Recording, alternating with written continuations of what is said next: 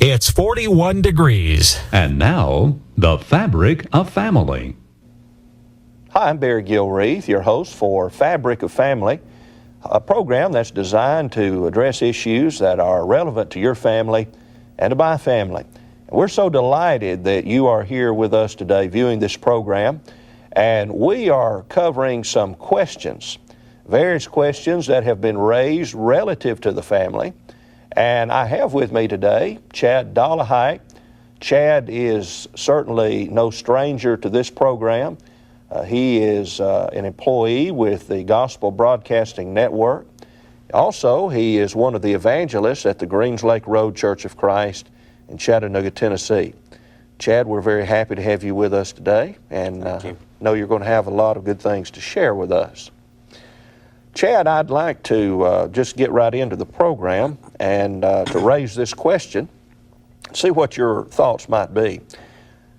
Here's an individual who says, what should Christian parents do if they have a prodigal son or prodigal daughter? Now, before you answer that question, the concept of a prodigal is something we're familiar with, especially from the New Testament, because I believe over in Luke chapter 15, Jesus Christ himself uses that term prodigal, and he describes a son, a prodigal son. And we know there is a spiritual application that Jesus is making there. But I find that very fascinating, because I think we can learn some things from that chapter that have application to perhaps a situation in which you have a Christian parent who has a prodigal son or daughter. What are your thoughts about that? Well, it obviously is a good application, a good passage. Because, you know, here you see a picture of a boy and his father, but not just a boy and his father, it's God and his children. And so there's kind of a dual application there for us as children of God when we go astray, but also for parents, physical parents who sometimes their children go astray. And let's face it, that happens far more often than it should. But in looking at this passage, one of the things that jumped out to me that I think we can pass along to parents today who have a prodigal son or daughter is you don't compromise. There are certain rules in the house. You know, here's a young man who comes to his father, and he says something that I imagine was very hurtful to the father, because he says in verse 12, "Father, give me the portion of goods that falleth to me." He asked for his inheritance. And I've heard this preached before, and I've preached myself that, you know, when does a person get an inheritance? When the father's dead. And so this son basically comes and says, "Daddy, I wish you were dead. But since you're not, give me what would be mine if you were dead." So that's a great, I suppose we would say, a great act of disrespect. Disrespect and selfishness. I mean, if ever there were two words that describe selfishness, they would be "give me." And so he says, "Father, give me." And so you can picture some parents today going, now hold on. You know, I know you're upset because I didn't let you stay out too late the other night, or whatever. Don't leave. He doesn't do any of that. He says, "Okay, you can have your inheritance."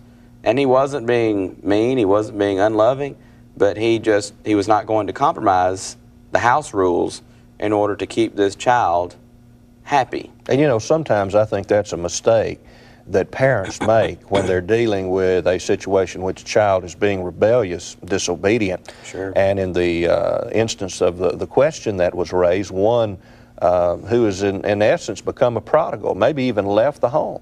Parents began to say, "Okay, now wait a minute, let's don't do that. You know, we'll change some things around here. We'll allow you to have your way. You know, we'll back off of the house rules. You can do what you want to do. You can stay out as late as just don't leave. Well, no parent obviously wants to have their child to leave the home or to be rebellious or disobedient. But it is really a grave mistake to make for a parent to begin compromising principles of truth in order to cater to the whims of a child. Absolutely. It's a huge mistake, and I mean that's that's one of the things that, as I said, that jumps out at me first and foremost in this, is here's a father that while he loved his son, in fact, you see later on in this parable that he cares very much for his son, but but he's not going to compromise. And you're right, it's a mistake that sometimes parents make. I've known of situations of parents with a prodigal child who was still at home physically, but they would say maybe the child didn't want to go to services of the church. And they would compromise and say, okay, fine. Here's an 18, 19-year-old child still living at home. All right, you don't have to move out. You can stay home on Sunday mornings and sleep in, or come on Wednesday nights and not have to go to Bible study with us. But I remember growing up, it was an understanding in my home that as long as you sleep under this roof and put your feet under this table, then you will be with the family at the services of the Lord's church. But this father would not compromise, and I think that's good advice for anybody who's struggling with a similar situation. Sometimes children learn best by suffering the consequences to their action. Absolutely. And, we as parents, obviously, we want to protect our children from harsh consequences. But you take, for example, a situation in which you have a little child, and the little child is constantly wanting to pick Tigger the cat up by the tail. And, mother is constantly running over saying, no, leave the cat alone. Don't pick up Tigger by the tail. That's certainly something that she tries to do because she doesn't want the cat to get, or the child to get scratched. But it might just be that through experiencing that negative consequence of being scratched, that child will learn faster and will learn the lesson better. And it seems, at least in Luke chapter 15, that the father here is allowing the child, the son, to experience the consequences of the decision that he has made. And that is going out into the world. It's not always as easy as it may seem. Is that right? That's right. And sometimes young folks need to spend some time in the pig pen, like this young man did, to learn the consequences of certain actions. Well, what were his consequences in this story? Well, here's the young man. Of course, he goes off and everything's fine when he's got money, but he wasted his substance with riotous living. The end of verse 13 says, which you could literally translate that from the original language, he blew it all. And then verse 14, of course, he had spent everything, and then there arose a mighty famine in that land. Not just a famine, but a mighty famine. So this young man begins to be in want. He goes, joins himself to a citizen of that country. In other words, he goes to work for a fellow, and he gets sent out into the fields to feed swine or pigs. And again, the point has been made many times, this would be very insulting for a young man who is a Jew. This is about as low as you can go, isn't it? Right. I mean, you can't get much worse as far as living conditions for a Jewish boy than what is being experienced by this son. Right. And so he takes that job. And I've heard sometimes fellows preach it and say, this fellow was reduced to eating the pig's food, but the text here says he didn't even get that. It says he would fain have filled his belly with the husks that the swine did eat, and no man gave unto him. Notice that, the husk that the swine did eat. That's the outer portion of the corn. I mean, that, we enjoy corn, but who of us would want to eat a corn husk? Well, I mean, this man was so hungry, he would have resorted to eating the husk if he would have had opportunity to do that. Right, and he doesn't even get that. And so he's literally starving to death.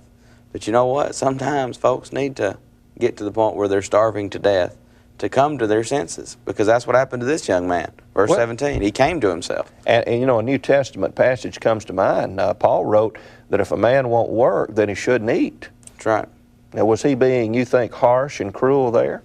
Absolutely not. He was making a biblical point, obviously writing by inspiration. That's right. If there are some consequences to the actions that we take, and not always are those consequences going to be something that are going to be enjoyable. He says, here's a man, and he's lazy. He won't get out. He won't support himself. If someone comes along and supports him, he's able to go out and work, but he doesn't go out and work, well, what's he going to learn from that? He's going to continue in that type of behavior. So Paul says if he won't work, then he shouldn't eat. Well, it won't take him long to get motivated. Right. If he misses a few meals. And likewise, we see here, this person, they have hit rock bottom, have they not? Sure. And, as you mentioned, as parents, it's so hard because you want to, and I, having 2 small children myself now, I understand that a little better. You want to protect them from bad things that happen. But sometimes when a child makes a conscious choice to go against what they've been told is the right thing to do, like the example with the cat, you tell a child over and over again, sometimes, as they say, the burned hand teaches best. I remember one time an iron had been left, well, it was off, but it had just been turned off. My mother says, don't touch that, it's hot. Said it 2 or 3 times. And I went up and I just had to touch it to find out for myself. And you know what? It was hot. And it burned my hand. But, you don't forget those lessons. And sometimes that teaches best. And this father realized that he didn't need to go to the far country and pull his boy out of the pig pen. Yeah. His boy needed to make up his own mind, turn his back on the pig pen, and come home. And part of that experience, learning to do that, was getting down in the mire and just seeing how bad his situation was. And so he gets to that point of where he hits rock bottom, and what's his thinking at that point? At that point, he realizes, hey, there's servants in my father's house that are doing better than I'm doing right now. He realizes, we might say, just how good he had it back home. And so, as the text says, he comes to himself, and that's an interesting study right there. A man that's living a life of sin is not really himself. Jesus healed a man with demons in Mark chapter 5, and the text says that they came and found the man sitting clothed and in his right mind. He was in his right mind having those demons cast out. But this young man comes to himself, and he says, hey, my father's servants are better off than I am. And so he decides, verse 18, that he's going to say to his father, Father, I have sinned against heaven and before thee, and am no more worthy to be called thy son. Make me as one of thy hired servants. And I love that because here's a boy whose attitude has changed. Before, he comes to the father and he says, Father, give me. He's got his hand out. Now he says, I'm going to go to my father and I'm going to say, make me as one of thy hired servants. So repentance here we see is the key, a change of heart. And that's what repentance is, a change of heart that leads to a change of action. Absolutely. All right, so he says, I'm going to go to my father, and he basically says, I'm going to acknowledge that I have sinned against heaven, notice that, and before thee. And ultimately, all sin is against our Heavenly Father, is it not? That's right. But he recognized that he had done his own father, his own earthly father, wrong by his action. And so verse 20 of Luke chapter 15 says that he arises and he goes to his father. But notice it says, when his father saw him and had compassion, when he was yet a great way off, he ran and fell on his neck, and he kissed him. What do you think's significant about the fact that he saw him a great way off? He was looking for him. He was looking for him. And I think every parent who has experienced anything even similar to this understands that though your children may rebel, and though they may, as in this case, leave the nest, you love your kids, and you always are longing for your kids to come back. So he saw him a great way off. Says he had compassion on him. He ran. That's interesting. He ran. And that was something, during this time that was not very dignified for a man to do, and that is to run. But he ran, and he fell on his neck, and he kissed him.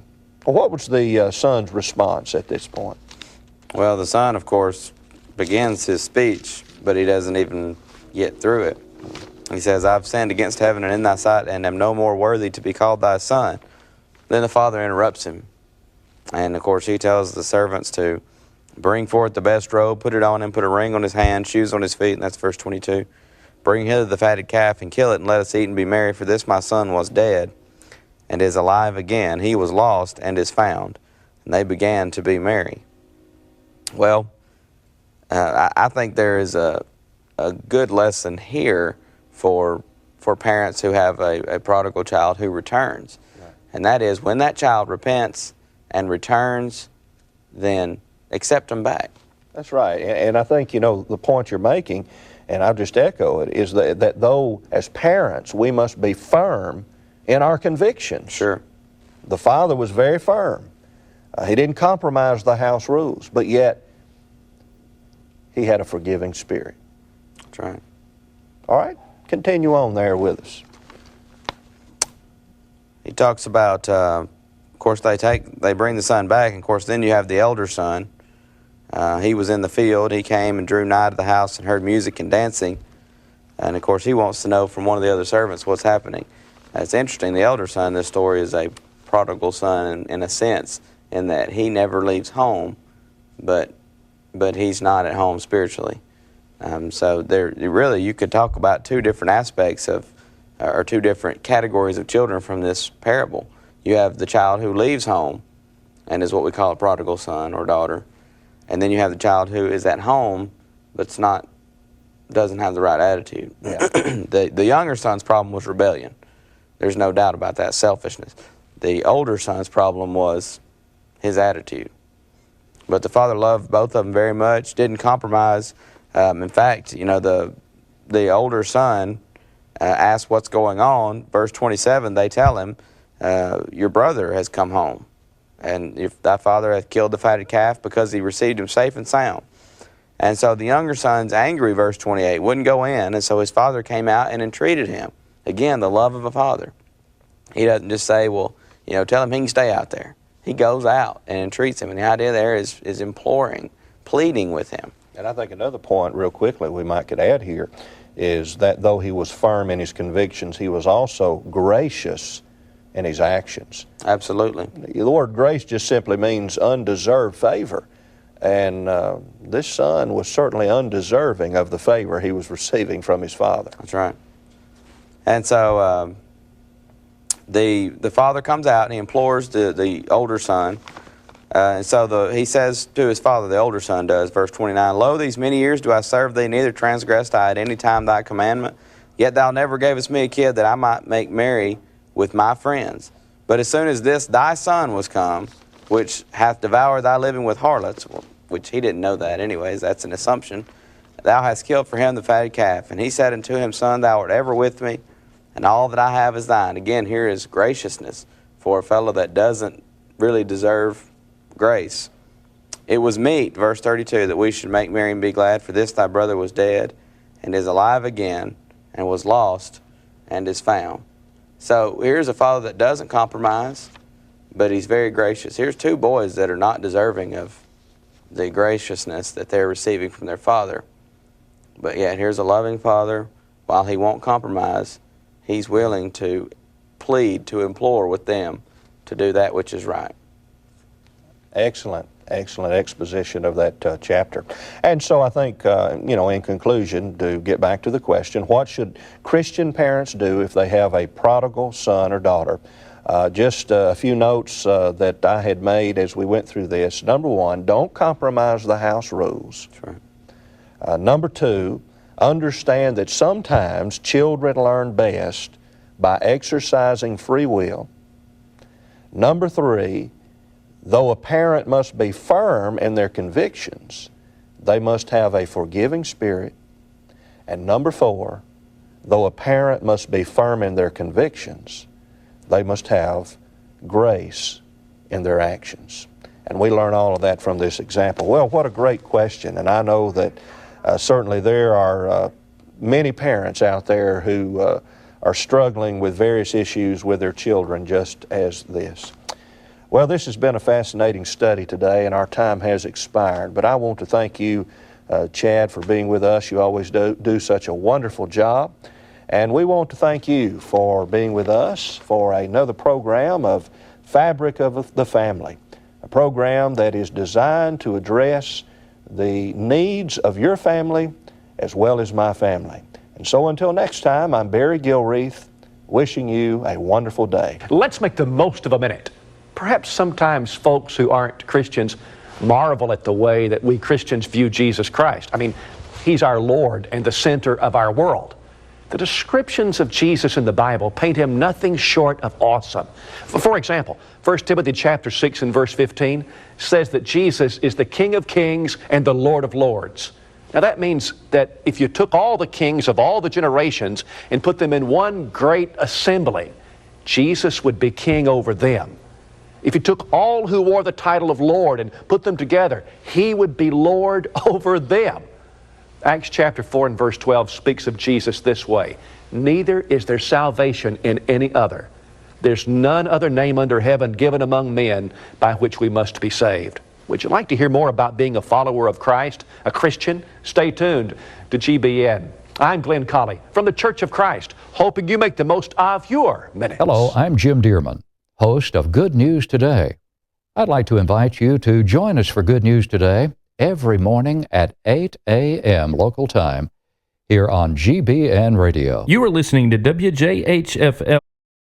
Speech on. Brightness selected. Screen recording.